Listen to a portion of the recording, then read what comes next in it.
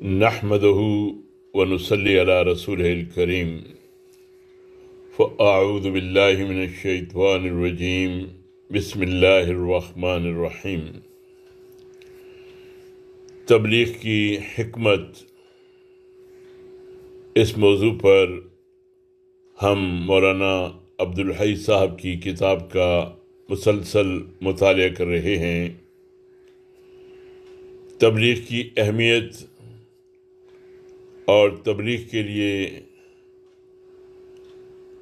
اچھے تعلقات کی ضرورت کے بارے میں ہم نے جانا، اور اچھے تعلقات کے لیے وہ اسباب کیا ہیں جو اچھے تعلقات کو خراب کرتے ہیں، اس ضمن میں مطالعہ جاری ہے۔ آج ہم جس موضوع پر سب سے پہلے غور کریں گے وہ ہے قدردانی۔ آپ نے ایک بہت بڑا کام کرنے کا ارادہ کیا ہے۔ آپ چاہتے ہیں کہ لوگوں کے ذہنوں کو بدل ڈالیں۔ آپ ان کے دلوں سے ان کے محبوب خیالات کو نکالنا اور ان کے دلچسپ مشاغل کو چھڑانا چاہتے ہیں۔ یہ بہت بڑا کام ہے اور بہت مشکل، لیکن جس طرح دنیا کا کوئی مشکل سے مشکل کام ایسا نہیں جو آسان نہ ہو سکتا ہو، اسی طرح یہ کام بھی اتنا مشکل نہیں جتنا اسے سمجھ لیا گیا ہے، اور اگر سلیقے سے کیا جائے تو پھر یہ کام بڑا دلچسپ بھی ہے۔ اس بارے میں کچھ مشورے عرض ہیں۔ آپ ایک صاحب سے ملنا چاہتے ہیں، آپ کا خیال ہے کہ وہ بہت ذہین اور سمجھدار ہیں۔ اگر ذرا توجہ کر لیں تو آپ کی بات ضرور سمجھ لیں، لیکن وہ اس قدر مصروف ہیں کہ انہیں بات کرنے کی فرصت کہاں۔ بڑا کاروبار ہے، ہر وقت اسی کی دھن میں لگے رہتے ہیں، اور ایک وہی کیا، بڑے بڑے شہروں میں تو سب کا حال کچھ ایسا ہی ہوتا ہے۔ وہاں تو کوئی بدھو ہی خالی مل جائے تو مل جائے، ورنہ جسے دیکھو مشین کے پرزے کی طرح ہر وقت حرکت میں رہتا ہے۔ آپ کے لیے یہ بڑا مسئلہ ہے کہ لوگوں کو کس طرح اپنی طرف مائل کیا جائے، کیسے ان کے اندر یہ خواہش اور آمادگی پیدا کی جائے کہ وہ آپ سے کچھ باتیں کر سکیں۔ لیجئے ذرا چند باتوں پر بطور مثال غور کیجئے۔ ایک صاحب بینک جاتے ہیں، بڑی بھیڑ ہے، جس کلرک سے انہیں کام لینا ہے اسے سر اٹھانے کی مہلت نہیں۔ بات کریں تو کیسے کریں؟ پھر اگر سر اٹھا بھی لے تو انہی سے کیوں بات کرے؟ وہاں تو آدمیوں کا ٹھٹ لگا ہوا ہے۔ لیجیے انہوں نے اپنے لیے راہ نکال ہی لی۔ انہوں نے سوچا کہ میں بابو جی کی کسی چیز کی تعریف کروں جو انہیں بھی بھلی معلوم ہو۔ ان کی نظر بابو جی کی ٹائپ پر پڑی، کچھ قریب ہو کر بولے، اگر آپ کو ذرا بھی مہلت ہوتی تو یہ ضرور معلوم کر لیتا کہ آپ نے یہ عمدہ ٹائی کہاں سے خریدی ہے۔ بابو نے سر اٹھایا اور مسکرا کر بولے، کیا واقعی یہ ٹائی آپ کو بھی پسند ہے؟ کیوں نہیں، بھلی چیز تو پسند آتی ہی ہے۔ میں نے پسندیدگی کا اظہار کرتے ہوئے جواب دیا۔ بابو جی نے ٹائی کی ناٹ پر ہاتھ رکھتے ہوئے کہا، ہاں، اور بھی کئی آدمیوں نے اس ٹائی کی تعریف کی ہے۔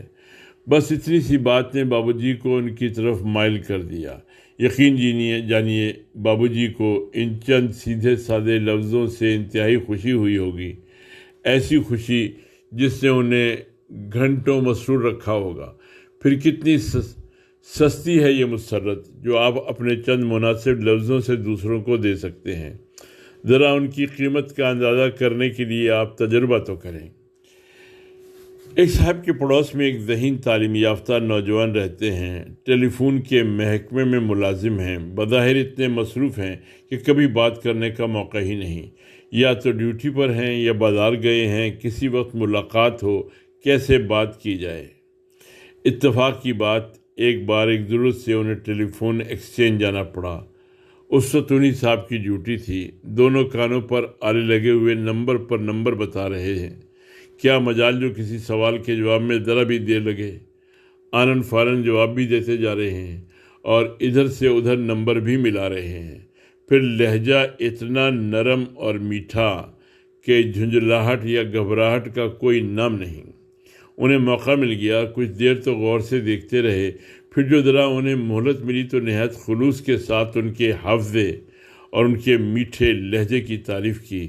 اس قدردانی کو سن کر آپریٹر صاحب کے چہرے پر خوشی کی لہر دوڑ گئی۔ بولے، یہ کیا ہے؟ ابھی آپ نے وہ اوقات تو دیکھے ہی نہیں جب اس سے کہیں زیادہ رش ہوتا ہے۔ سر کھجانا نہیں بلکہ کہنا چاہیے سانس لینے کی بھی مہلت نہیں ہوتی۔ غرض یہ کہ چند ہی جملوں کے بعد آپریٹر صاحب نے انہیں روک لیا کہ ابھی کچھ دیر میں میری ڈیوٹی ختم ہونے والی ہے، ساتھ ہی گھر چلیں گے۔ رات بھر ادھر ادھر کی باتیں ہوتی رہیں، اور اب یہ حال ہے کہ وہی آپریٹر صاحب گھنٹوں بیٹھ کر کتابیں سنتے ہیں اور باتیں کرتے ہیں، اور اب ان کی دنیا ہی بدلتی جا رہی ہے۔ ایک صاحب عرصے سے ایک پروفیسر صاحب سے کچھ بات چیت کرنے کے لیے موقع کی تلاش میں تھے، لیکن وہ اللہ کا بندہ کچھ ایسا اپنے کو لیے دیے رہتا کہ کبھی سلام کے جواب سے آگے اس نے کچھ کہنے کا موقع ہی نہ دیا۔ ایک دن معلوم ہوا کہ پروفیسر صاحب کچھ علیل ہیں اور آج کالج بھی نہیں گئے ہیں۔ عیادت کے ارادے سے مکان پر گئے، اطلاع کرائی۔ پروفیسر صاحب اپنے مطالعے کے کمرے میں آرام کر رہے تھے، وہیں بلا لیا۔ کمرے میں کتابیں، مطالعے کی میز اور دوسری چیزیں انتہائی قرینے اور سلیقے سے لگائی گئی تھیں۔ انہیں ایک موقع مل گیا۔ رسمی مزاج پرسی کے بعد انہوں نے پروفیسر صاحب سے کہا، آپ کے اس کمرے کو دیکھ کر آپ کے جس سنجیدہ ذوق کا پتہ چلتا ہے وہ یقیناً بڑا قابل قدر ہے۔ کس سلیقے اور کیسے حسن کے ساتھ آپ نے اسے ترتیب دیا ہے۔ ایسے سنجیدہ مسائل کا مطالعہ کرنے کے لیے ایسا ہی مقام ہونا چاہیے۔ یہاں تو خواہ مخواہ جی چاہتا ہے کہ آدمی کچھ پڑھے اور پڑھتا ہی رہے۔ اس تعریف کو سن کر پروفیسر صاحب نے اس دن تو صرف اس کمرے کی ترتیب، سامان کی فراہمی اور انتخاب کے سلسلے میں کچھ باتیں کی، مختلف الماریوں میں سجی ہوئی کتابوں کا مختصر تعارف کرایا، لیکن اس کے بعد پروفیسر صاحب کی بے توجہی کا وہ عالم نہ رہا جو اب تک تھا۔ اب پروفیسر صاحب گھنٹوں بیٹھ کر باتیں کرتے ہیں، اور یہ صاحب انہیں جو کچھ پڑھوانا چاہتے تھے وہ سب پڑھ لیتے ہیں اور برابر اثر قبول کرتے جا رہے ہیں۔ یہ چند مثالیں ہیں، لیکن ان کی بنیاد انسانی معاملات سے متعلق ایک نہایت اہم قانون پر ہے۔ یہ کوئی اتفاقی بات نہیں ہے کہ اس طرح کے واقعات کے نتیجے میں لوگ ایک دوسرے کی طرف مائل ہو گئے، بلکہ ان کی ایک نہایت اہم بنیاد ہے، اور وہ یہ ہے کہ ہر انسان کی یہ خواہش ہے کہ اس کی قدر کی جائے اور اسے اچھا سمجھا جائے۔ آپ بھی یہی چاہتے ہیں اور دوسرے بھی یہی چاہتے ہیں۔ آپ کی بھی دلی تمنا ہے کہ لوگ آپ کی خوبیوں کو محسوس کریں اور آپ کی قدر کریں، اور دوسرے بھی یہی چاہتے ہیں کہ ان کی خوبیاں محسوس کی جائیں اور ان کی قدر کی جائے۔ یہ جو کچھ کہا جا رہا ہے واقعی اور حقیقی خوبیوں کے بارے میں کہا جا رہا ہے۔ اس سے جھوٹی تعریف اور منہ دیکھی باتیں بنانے اور خوشامد کرنے کی گنجائش نہیں نکل سکتی، اور نہ اس سے وہ تعریف مراد ہے جس کے نتیجے میں سننے والے کے اندر گھمنڈ اور غرور پیدا ہوتا ہے، بلکہ یہاں صرف ان باتوں کی طرف اشارہ کیا گیا ہے جن سے دوسروں کی قدر افزائی ہوتی ہے، جائز اور صحیح قدر افزائی۔ آپ اس کے موقع تلاش کیجئے، ان سے کام لیجئے، کوشش کیجئے کہ آپ کی ہر بات اور ہر کام سے یہ ظاہر ہو کہ آپ اپنے مخاطب کی خوبیوں کی قدر کرتے ہیں۔ اور ایسا کون شخص ہے جس میں کوئی نہ کوئی خوبی موجود نہ ہو؟ ذرا لوگوں کی خوبیوں کو تلاش تو کیجئے، ان کی مدد سے آپ ان کی برائیوں کو دور کرنے کی راہ پائیں گے۔ عیبوں پر نظر رکھنا آسان ہے، اس کام کو دوسروں کے لیے چھوڑ دیجئے۔ خوبیوں پر نظر ڈالنے کی عادت پیدا کیجئے، پھر دیکھیے کہ لوگ کیسے آپ کی طرف مائل نہیں ہوتے۔ اگلا موضوع ہے ہار جیت کا جذبہ۔ آپ ایک بڑے مقصد کے لیے کچھ کرنے کا ارادہ رکھتے ہیں۔ آپ چاہتے ہیں کہ دوسرے آپ کے ہم خیال ہو جائیں، آپ کی باتیں ان کے دل میں اتر جائیں۔ اس مقصد کے لیے کچھ اور مشوروں پر غور کیجیے۔ ایک مثال سے یہ بات واضح ہو جائے گی۔ ایک صاحب علم کے ساتھ مجھے ایک دعوت میں شریک ہونے کا موقع ملا۔ کھانے کے بعد ادھر ادھر کی باتیں ہونے لگیں۔ میں نے دیکھا کہ ایک صاحب بڑھ بڑھ کر باتیں بنا رہے تھے، ایسا معلوم ہوتا تھا کہ خواہ مخواہ وہ اپنے علم کا سکہ جمانا چاہتے ہیں۔ باتوں باتوں میں انہوں نے کہا کہ اللہ تعالیٰ نے قرآن پاک میں فرمایا ہے الاعمال بالنیات، کاموں کا مدار نیتوں پر ہے۔ میں نے کان کھڑے کیے، پہلے ان بزرگ کی طرف دیکھا جن کے ساتھ میں گیا تھا، لیکن جب میں نے دیکھا کہ انہوں نے ان صاحب کی غلطی پر انہیں نہیں ٹوکا تو مجھے بڑا تعجب ہوا۔ آپ سمجھ گئے ہوں گے کہ غلطی کیا تھی، کہ مجھ جیسا کم پڑھا لکھا آدمی بھی یہ جانتا تھا کہ الاعمال بالنیات قرآن پاک میں کہیں نہیں آیا ہے، بلکہ یہ تو ایک مشہور حدیث ہے جو تقریباً ہر حدیث کی کتاب کے شروع میں لکھی جاتی ہے۔ کتنی بڑی غلطی تھی، اور اگر ان صاحب کی یہ غلطی واضح ہو جاتی تو انہیں بڑی شرمندگی ہوتی۔ وہ اپنے آپ کو بہت بڑا عالم جتانے کی کوشش کر رہے تھے، ان کا بھانڈا پھوٹ جاتا۔ لیکن میں نے دیکھا کہ میرے محترم ساتھی نے اس پر کوئی گرفت نہیں کی، اور وہ مسلسل باتیں بناتے رہے۔ بار بار میرے جی میں آیا کہ میں ان کی شیخی کا بھانڈا پھوڑ دوں، لیکن میں ابھی کچھ سوچتا ہی رہا کہ وہ اپنی باتوں کی رو میں کہیں سے کہیں نکل گئے اور بات آئی گئی ہو گئی۔ دعوت سے واپسی پر سب سے پہلے میں نے اپنے محترم ساتھی سے پوچھا کہ جناب، آپ نے ان کی اتنی بڑی غلطی پر کچھ نہ کہا؟ بھلا جو شخص الاعمال بالنیات کو قرآن کی آیت سمجھتا ہے، اس کی علمیت تو خود واضح ہو جاتی ہے کہ وہ کتنا قابل ہے۔ میرے محترم دوست نے کہا، اس وقت انہیں شرمندہ کرنے سے کوئی فائدہ نہ ہوتا۔ وہ ایک خوشی کی محفل تھی، خواہ مخواہ کسی کو شرمندہ کرنا میں نے پسند نہ کیا۔ ظاہر ہے کہ میرے ایسا کرنے سے وہ میری طرف مائل ہونے کی بجائے مجھ سے دور ہی ہو جاتے۔ پھر یہ بھی سوچو کہ انہوں نے مجھ سے یہ پوچھا بھی تو نہ تھا کہ الاعمال بالنیات قرآن کی آیت ہے، یہ حدیث کا ٹکڑا۔ میرے ان محترم دوست کا اب انتقال ہو چکا ہے، اللہ انہیں جنت نصیب کرے، لیکن ان کی یہ بات اب تک میرے دل پر نقش ہے۔ بہت سے لوگوں کو واقعی ایسی ہی نصیحت کی ضرورت ہے جیسی ان بزرگ نے مجھے کی۔ لوگوں کی عادت ہوتی ہے کہ وہ بات بات پر دوسروں سے الجھ جاتے ہیں۔ بحثیں کرنے میں کسے مزہ نہیں آتا، ہر ایک چاہتا ہے کہ جب بھی موقع ملے دوسروں پر نکتہ چینی کی جائے، بحث مباحثے کے زور پر اپنی بات منوائی جائے۔ لیکن اگر آپ غور کریں تو ضرور یہ بات مان لیں گے کہ بحثیں جیتنے کا صرف ایک ہی طریقہ ہے، اور وہ یہ کہ بحث سے بچنا چاہیے، جیسے زہریلے سانپ یا کسی اور خوفناک جانور سے بچتے ہیں۔ 99% بحثوں کے اختتام پر دونوں فریق یہی سمجھتے ہیں کہ ان کی بات درست تھی۔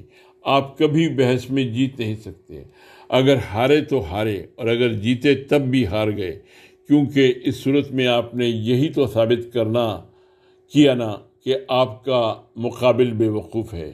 آپ تو کچھ دیر کے لیے خوش ہو گئے، لیکن مقابل کا دل ٹکڑے ٹکڑے ہو گیا۔ آپ نے اسے نیچا دکھایا، آپ نے اس کی خودداری کو ٹھیس لگائی، اسے رنجیدہ کیا، اور زیادہ سے زیادہ یہ کہ اسے اپنی مرضی کے خلاف کوئی بات ماننے پر مجبور کر دیا۔ اسے اس کی رائے نہیں بدلی۔ رائے بدلنے یا بحث و تکرار میں جیت بالکل کام نہیں کر دیتی، اس سے لوگوں کی رائے نہیں بدلا کرتی۔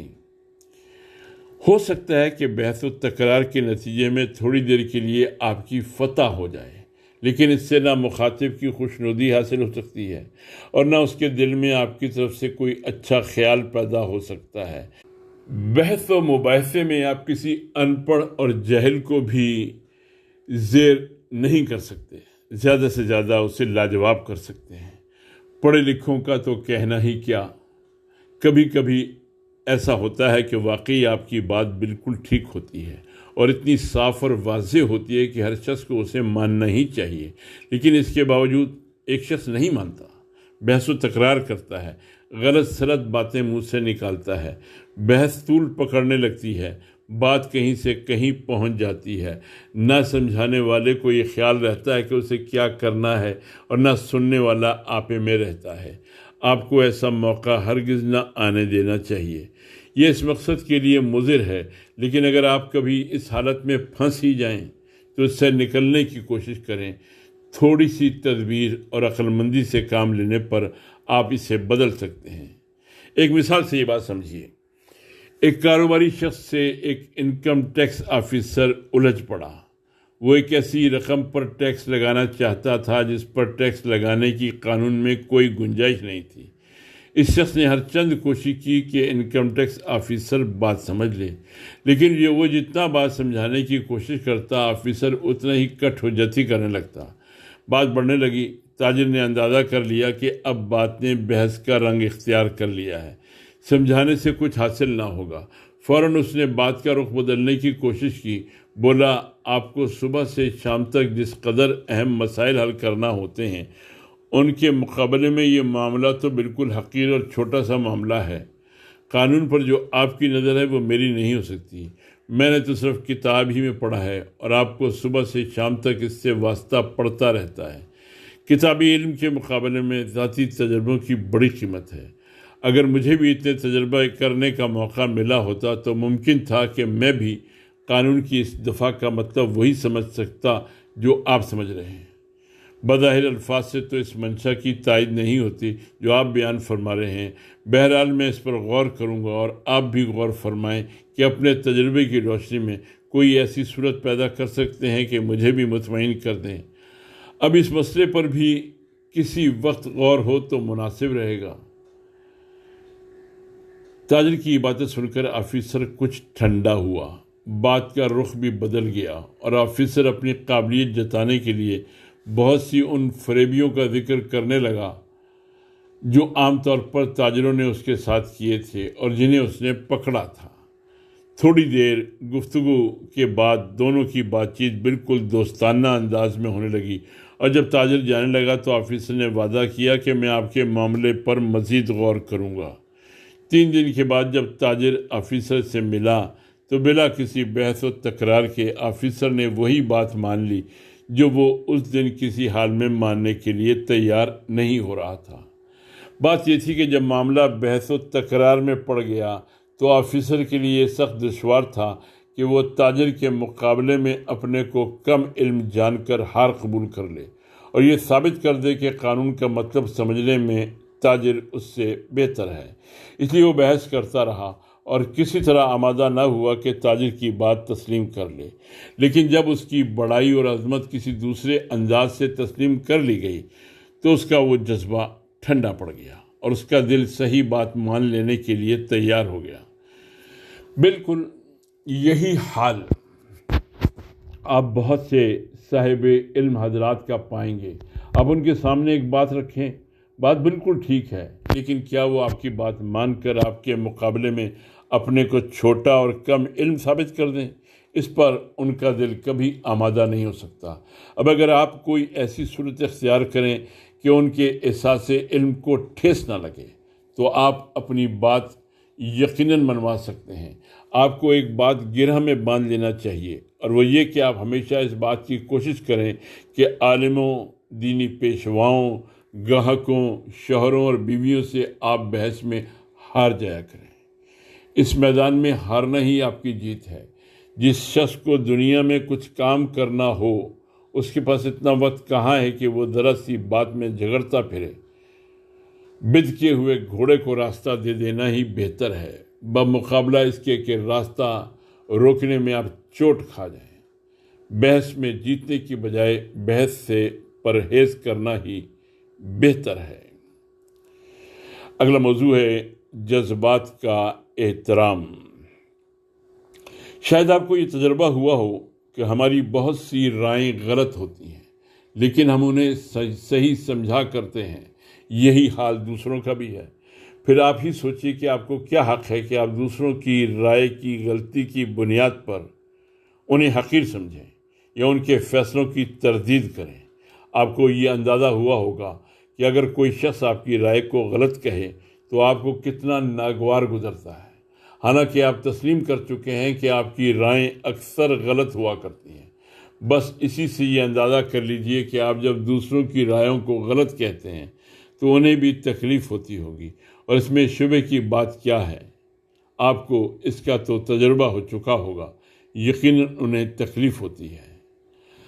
آپ یہ بھی جانتے ہیں کہ دوسروں کے خیالات اور رائے کی تردید صرف زبانی سے نہیں ہوتی، بلکہ آپ اپنی نظر، اپنے لب و لہجے اور اشارات و کنایات سے بھی دوسروں کے فیصلے کو غلط ٹھہراتے ہیں اور ان کی رائےوں کی تردید کیا کرتے ہیں۔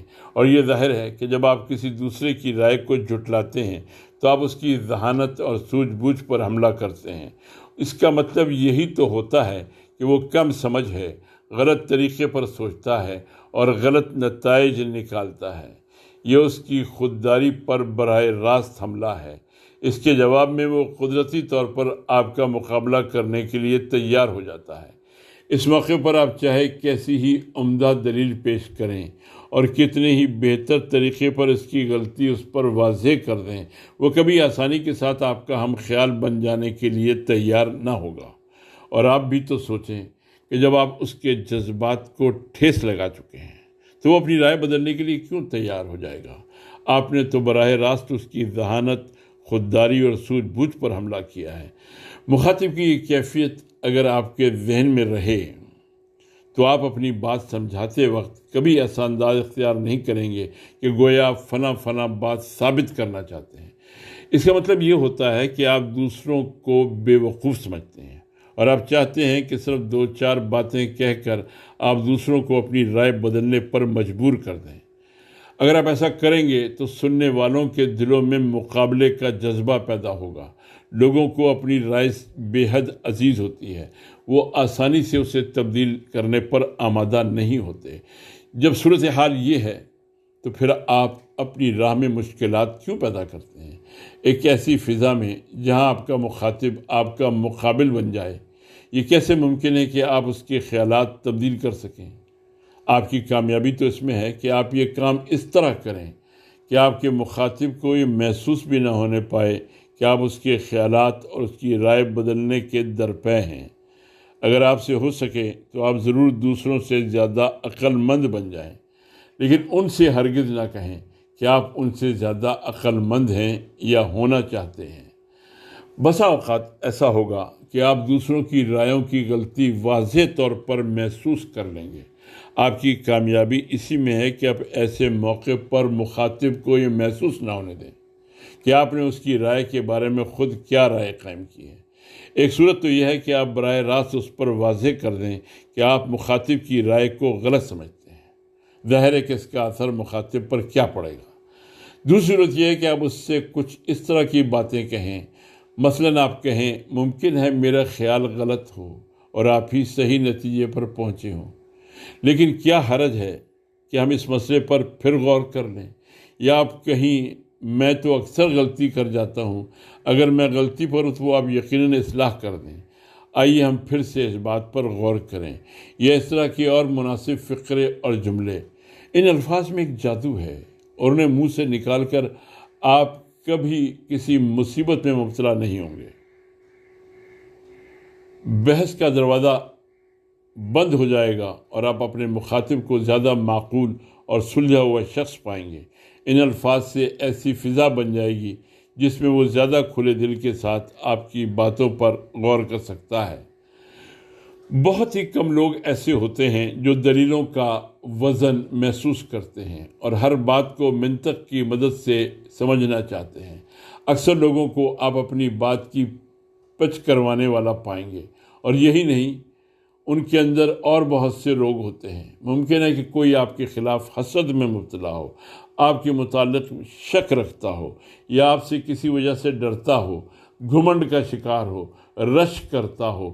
غرض یہ کہ کتنے ہی لوگ ہیں جو لوگوں کے سوچنے اور سمجھنے پر اثر ڈالتے ہیں، اور جن کی بنیاد پر لوگ اپنی رائے بدلنے اور اپنے خیالات کو چھوڑنے کے لیے تیار نہیں ہوتے۔ یہ واقعہ ہے کہ ہم اپنے خیالات کو آپ تبدیل کرتے رہتے ہیں، ہماری رائیں بدلتی رہتی ہیں اور ہم خود اپنے فیصلوں کے خلاف عمل کرتے رہتے ہیں، لیکن اس میں وقت لگتا ہے۔ فوری طور پر ہمیں صرف اپنی ہی رائے زیادہ وزنی معلوم ہوتی ہے اور اپنے فیصلے کو ہم ہر قیمت پر بہتر ہی سمجھتے ہیں۔ یہی حال ہمارے عقائد کا بھی ہے، چاہے وہ کیسے ہی بے بنیاد ہوں۔ انسان کو ان کے ساتھ ایک لگاؤ ہوتا ہے، وہ اپنے عقائد سے محبت کرتا ہے، اور اگر آپ غور کریں گے تو یہ محسوس کر لیں گے کہ عقائد کے معاملے میں انسان بہت کم یہ سوچتا ہے۔ کہ جس عقیدے پر اب تک وہ قائم تھا وہ دلائل کی روشنی میں معقول ہے یا غیر معقول۔ وہ صرف یہ سوچتا ہے کہ یہ میرا عقیدہ ہے۔ لفظ میرا میں بڑی اہمیت ہے۔ اس صورت میں یہ بہت دشوار ہے کہ آپ اپنے مخاطب کے اس عقیدے کو، جس سے وہ اپنا عقیدہ سمجھتا ہے، آسانی کے ساتھ تبدیل کرا دیں۔ ہوتا یہ ہے کہ جب ہم اپنے مخاطب کے سامنے اس کے عقائد کی کمزوری یا ان کا کھوکھلا پن واضح کرنے لگتے ہیں تو وہ ان کی حفاظت میں اور زیادہ سرگرم ہو جاتا ہے۔ اس صورتحال کے پیش نظر ان تمام لوگوں کو جو دوسروں کے خیالات تبدیل کرنے کا حوصلہ اور ارادہ رکھتے ہیں، بہترین مشورہ یہ ہے کہ وہ دوسروں کے خیالات تبدیل کرنے کے لیے کبھی کوئی ایسی صورت اختیار نہ کریں جس سے وہ اپنی ذات کی پچھ کرنے پر آمادہ ہو جائیں، بلکہ اس کے مقابلے میں یہ کوشش ہونی چاہیے کہ آپ ایسی فضا پیدا کریں کہ آپ کا مخاطب خود اپنی رائےوں پر غور کرنے لگے اور کسی قدم پر اسے یہ محسوس نہ ہو کہ آپ اس کے خیالات تبدیل کرنے کے درپے ہیں۔ اس کام کے لیے مشق اور توجہ کی ضرورت ہے۔ کچھ لوگ اس طرح سوچتے ہیں کہ اگر ہم اپنے مخاطب کے سامنے اپنی رائے اور اپنے فیصلے کی بڑائی ثابت کر دیں گے تو اس سے ہمارا مخاطب پر ہمارا ایک رعب قائم ہوگا، ہمارے مخاطب پر ہمارا ایک رعب قائم ہوگا، اور اس طرح ان کا یہ خیال ہے کہ ان کی بات میں ایک وزن پیدا ہو جاتا ہے۔ لیکن واقع اور نتیجے کے اعتبار سے یہ بات صحیح نہیں ہے۔ اپنی رائے کی بڑائی کا اظہار لوگوں کو دور کر دیتا ہے، بالکل اسی طرح جس طرح دوسروں کی رائے کو کھوکھلا ثابت کرنے کی کوشش۔ جن لوگوں نے تجربہ کیا وہ اس حقیقت کو جانتے ہیں کہ انکساری کے ساتھ اپنی رائے پیش کرنا کس درجے مفید ہوتا ہے۔ اس کا نتیجہ یہ ہوتا ہے کہ وہ آسانی کے ساتھ اپنی رائے چھوڑ کر آپ کی رائے اختیار کر لیتے ہیں۔ شروع میں اس کے لیے مشق اور کوشش کرنے کی ضرورت ہے، پھر یہ عادت بن جاتی ہے۔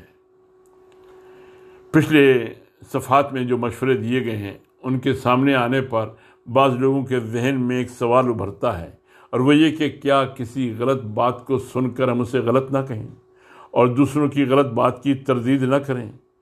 اس طرح تو ایک بڑی ذمہ داری ہمارے اوپر آتی ہے کہ ہمارے سامنے ایک غلط رائے کا اظہار کیا گیا اور ہم نے اس کے خلاف کوئی بات منہ سے نہیں نکالی۔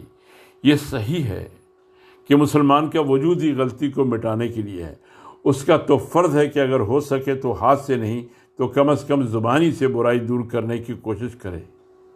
لیکن یہ بھی تو سوچیے کہ کیا یہ ضروری ہے کہ آپ جس بات کو غلط محسوس کریں اسے فوراً غلط کہہ بھی دیں؟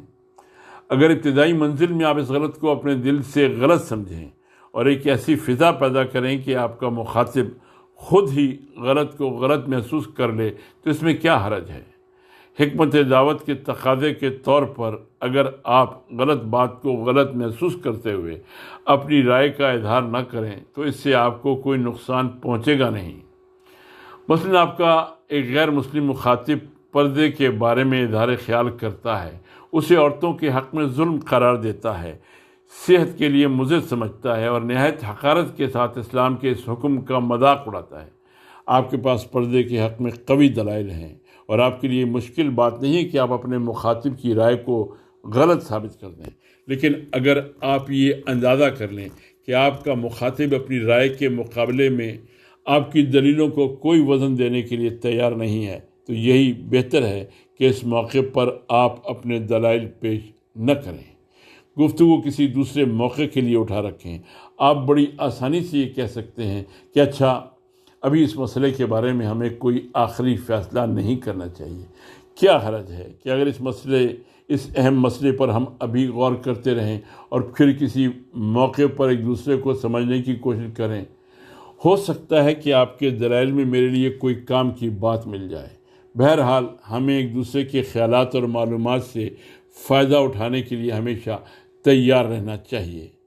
اس قسم کی گفتگو کا اثر آپ یہ دیکھیں گے کہ آپ کا مخاطب نرم پڑ جائے گا اور آپ اسے کچھ زیادہ غور و فکر کے لیے تیار پائیں گے۔ اب آپ کسی دوسرے صحبت میں پردے کے مسئلے پر گفتگو کرنے کی بجائے اگر اس کے سامنے سوسائٹی کی اخلاقی گراوٹ کا تذکرہ کریں گے تو آپ اسے اپنا ہم خیال پائیں گے۔ اگر آپ اس سے یہ منوانا چاہیں گے کہ دراصل ہمارے قومی کردار کی پستی کا مدار اخلاقی گراوٹ پر ہے تو وہ اسے مان لے گا۔ پھر اگر آپ مناسب انداز میں اخلاقی گراوٹ کا سبب مرد اور عورت کے آزادانہ میل جول کو قرار دیں گے تو مجھے یقین ہے کہ آپ کا مخاطب آپ کی تردید نہیں کرے گا۔ گفتگو کے لیے فضا کو اس حد تک ہموار کرنے کے بعد اگر آپ خوبی کے ساتھ اسلامی پردے کی صحیح شکل کا تعارف کرا دیں تو آپ دیکھیں گے کہ پردے کے خلاف آپ کے مخاطب کے اندر جو نفرت تھی وہ کم ہو جائے گی، اور پھر ہر دھرمی کی بات دوسری ہے، لیکن اگر آپ نے بہتر طریقے پر اپنا کام کیا ہوگا تو آپ دیکھیں گے کہ آپ کا مخاطب بہت کچھ اپنے مقام سے ہٹ چکا ہوگا۔ یہ ایک مثال ہے، اس قسم کے بہت سے مسئلے اس طرح بہت آسانی سے حل ہو سکتے ہیں، البتہ ان کے لیے آپ کو ذہنی اور عملی طور پر بہت سی اچھی خاصی تیاری کرنا پڑے گی۔ جس مسئلے پر آپ گفتگو کرنا چاہیں اس میں آپ کو اپنے مخاطب کا ذہن سامنے رکھنا چاہیے۔ عام طور پر جن مسائل سے آپ کو دوچار ہونا پڑے گا وہ یہ ہیں: غلامی کا مسئلہ، ایک سے زائد شادیاں، اسلامی نظام صرف 30 سال قائم رہا، مذہب اور سیاست کو الگ ہونا چاہیے، وغیرہ وغیرہ۔ ان مسائل پر آپ کو ذہنی اور علمی تیاری کی ضرورت ہے۔ عنوان ہے کلمہ سوا۔ آپ کو اپنے مخاطب کے سوچنے کا ڈھنگ بدلنا ہے۔ آپ اس سے کچھ ایسی باتیں منوانا چاہتے ہیں جو وہ اب تک نہیں مانتا رہا ہے، لیکن اس کا یہ مطلب نہیں ہو سکتا کہ جس موضوع پر آپ اس سے بات کرنا چاہتے ہیں اس کے بارے میں کوئی پہلو بھی ایسا نہیں ہے جس پر وہ اور آپ ہم خیال ہوں۔ آپ نے اندازہ کیا ہوگا کہ جن لوگوں سے آپ کو بات چیت کرنے کا اتفاق ہوتا ہے وہ اور آپ بہت سے معاملات میں ہم خیال ہوتے ہیں۔ کچھ تھوڑی سی باتیں ایسی ہوتی ہیں جن میں دونوں کے سوچنے کا ڈھنگ الگ الگ ہوتا ہے۔ بات چیت شروع کرنے سے پہلے اگر آپ اپنے ذہن میں یہ بات متعین کر لیں کہ وہ کن کن باتوں میں آپ سے اختلاف رکھتا ہے اور موضوع سے متعلق وہ کون سی باتیں ہیں جن میں وہ آپ کا ہم خیال ہے، تو آپ کو آئندہ بات کرنے کے لیے بڑی آسانی ہو جائے گی۔ لوگ عام طور پر سب سے پہلے اختلافی امور پر گفتگو شروع کر دیتے ہیں۔ یہ صحیح نہیں ہے۔ آپ ایک اصولی بات پر سختی سے عمل کریں، اپنے مخاطب کو نہیں کہنے کا موقع نہ دیں۔ آپ اس بات کی کوشش کریں کہ شروع ہی میں آپ اس سے ہاں کہلوا لیں۔ جب کوئی شخص کسی گفتگو کے موقع پر شروع ہی میں نہ یا نہیں کہہ دیتا ہے تو پھر اس پر انکار ہی غالب ہو جاتا ہے۔ اس کی شخصیت کا غرور اسے مجبور کرتا ہے کہ جب ایک بار نہیں کہہ دیا تو پھر وہ اس پر قائم رہے، چاہے اسے بات کو یہ محسوس ہی کیوں نہ ہو جائے کہ اس کا نہیں کہنا مناسب نہیں تھا۔ آپ اس کے اس شخصی غرور کا بہرحال لحاظ کرنا چاہیے۔ آپ کو ایسا موقع دینا مناسب نہیں ہے کہ اس کے منہ سے جو بات نکل جائے تو پھر وہ اس کے نبھانے کے پیچھے پڑ جائے۔ یہ نقطہ یاد رکھنے کے قابل ہے کہ جب گفتگو شروع کی جائے تو اس کا انداز یہ ہو کہ آپ اپنے مخاطب سے کچھ باتوں کو منواتے چلیں، ایسی باتوں کو دہرائیں جن میں وہ اور آپ متفق ہیں۔ غور کرنے پر ایسے بے شمار پہلو آپ کے سامنے آ سکتے ہیں۔ یہی وہ حکمت ہے جس کی طرف مندرجہ ذیل آیت کریمہ اشارہ کر رہی ہے۔ حضور صلی اللہ علیہ وسلم کو ہدایت دی گئی ہے کہ وہ اہل کتاب سے گفتگو کرتے وقت فرمائیں تعالوا الی کلمۃ سواء بیننا و بینکم، آؤ پہلے ان باتوں پر متفق ہو لیں جن میں ہم اور تم اتفاق رکھتے ہیں۔ کتنا سہل ہے یہ نسخہ، لیکن عام طور پر اس کی طرف سے غفلت برتی جاتی ہے۔ ایسا معلوم ہوتا ہے کہ شاید لوگ یہ طے کر کے بات چیت شروع کرتے ہیں کہ پہلے اختلافی باتوں پر ایک مدلل اور مفصل گفتگو چھیڑ کر اپنی قابلیت، اپنی اہمیت اور اپنی بات کا وزن منوا لیا جائے، چاہے اس کے نتیجے میں مخاطب کے اندر اشتعال ہی کیوں نہ پیدا ہو جائے۔ اگر آپ غور کریں گے تو آپ یہ ماننے پر مجبور ہوں گے کہ یہ طرز عمل اس شخص کے لیے تو قابل معافی ہو سکتا ہے جو صرف لطف حاصل کرنے کے لیے کسی موضوع پر گفتگو کرنا چاہتا ہو، لیکن اگر وہ اس گفتگو سے کوئی مقصد حاصل کرنا چاہتا ہے تو اس سے بڑھ کر بے وقوف اور کوئی نہ ہوگا۔ سقراط کے بارے میں مشہور ہے کہ وہ اپنے مخاطب کو اپنا ہم خیال بنانے کے لیے ہمیشہ ایسے سوالات کیا کرتا تھا جن کا جواب لوگ اسبات میں دینے پر مجبور ہو جاتے تھے۔ وہ گفتگو کا رخ ایسا رخ اختیار کرتا تھا کہ لوگ اقرار پر اقرار کرتے چلے جاتے تھے، یہاں تک کہ وہ جو بات اپنے مخاطب سے منوانا چاہتا تھا وہ اس کے منہ سے کہلوا لیتا تھا، اور اس طرح اس بات کا مان لینا مخاطب کے لیے آسان ہو جاتا تھا۔ اس صورت میں آپ کا مخاطب ایسی باتوں کو بھی تسلیم کر سکتا ہے جنہیں وہ اپنی گفتگو کی ابتدا میں کبھی نہ مانتا، اور اگر بھونڈے طریقے سے بات شروع کرتے تو وہ یقیناً انکار کرتا، اور جب ایک بار نہیں کہہ دیتا تو اس پر سختی سے جم جاتا۔ اس لیے اگر آپ لوگوں کو ہم خیال بنانا چاہتے ہیں تو اس اصول پر نظر رکھیے کہ شروع میں انہیں نہیں کہنے کا موقع نہ دیں، بلکہ کوشش کریں کہ وہ ہاں ہاں کرتے رہیں۔ اگلا موضوع ہے تدریج۔ آپ کا ایمان ہے کہ اسلام انسان کی ساری الجھنوں کا حل ہے۔ یہی بات آپ دوسروں کے ذہنوں میں بھی ڈالنا چاہتے ہیں۔ آپ موجودہ بد اخلاقی سے نالاں ہیں، نالاں ہی نہیں بلکہ آپ ان کا ایک یقینی علاج بھی جانتے ہیں۔ غرض یہ کہ آپ اپنے مطالعے اور علم کی بنیاد پر موجودہ ماحول کے سدھار کے لیے بہت کچھ مواد رکھتے ہیں۔ اب ایک صورت تو یہ ہے کہ آپ اپنے مخاطب کو یہ ساری باتیں بتانا شروع کر دیں اور یہ کوشش کریں کہ وہ بھی آپ کا ہم خیال ہو جائے، لیکن آپ کا تجربہ ہوگا کہ یہ صورت آسان نہیں۔ دوسروں کے خیالات اور سوچنے کا ڈھنگ بدلنا کافی مشکل کام ہے۔ آپ کی کامیابی یہ ہے کہ آپ کسی طرح مخاطب کو یہ محسوس کرا دیں کہ آپ اسے ایک صاحب الرائے شخص سمجھتے ہیں۔ آپ کی نظر میں وہ کافی سوچ بچار کرنے والا اور سمجھدار آدمی ہے، اور یہ کہ آپ اس کی رائے کا وزن محسوس کرتے ہیں۔ مخاطب میں یہ احساس پیدا کرنے کے بعد آپ دیکھیں گے کہ اس کا ذہن آپ کی باتیں قبول کرنے کے لیے زیادہ آمادہ ہو جائے گا۔ اس کی تدبیر یہ ہو سکتی ہے کہ آپ اپنے مخاطب کے سامنے کچھ متعین سوال رکھیں، مثلا موجودہ بد اخلاقی کیسے دور ہو، معاشی لوٹ کھسوٹ کا علاج کیا ہے، بھلے انسان کیسے بنائے جائیں، بھلائی کا معیار کیا ہے، کائنات میں انسان کا مقام کیا ہے، وغیرہ وغیرہ۔ جب آپ لوگوں کو ان جیسے سوالات پر سوچنے کی دعوت دیں گے تو آپ دیکھیں گے کہ یا تو وہ بالکل خالی الذہن ہیں، انہوں نے کبھی ایسے مسائل پر سوچا ہی نہیں، یا پھر وہ آپ کی تحریک پر فوری طور پر کچھ سوچنا شروع کر دیں گے اور جو کچھ سمجھ میں آئے گا کہتے رہیں گے۔ اس موقع پر آپ کو بڑی ہوشیاری سے کام لینا ہوگا۔ آپ کا جی چاہے گا کہ مخاطب کو عاجز پا کر آپ فوراً اپنے مفصل اور مدلل خیالات اس کے سامنے رکھنے لگیں، یا اس کی بے سمجھی سوچی باتوں پر کچھ تنقید کر کے اپنی بات کی وضاحت شروع کر دیں۔ ان دونوں صورتوں میں آپ مخاطب کے اندر اپنی کم علمی کا احساس پیدا نہ ہونے دیجیے گا کہ وہ آپ کے مقابلے میں خود کو کم تر محسوس کرے۔ بس یہی صورتحال آپ کی ناکامی ہے۔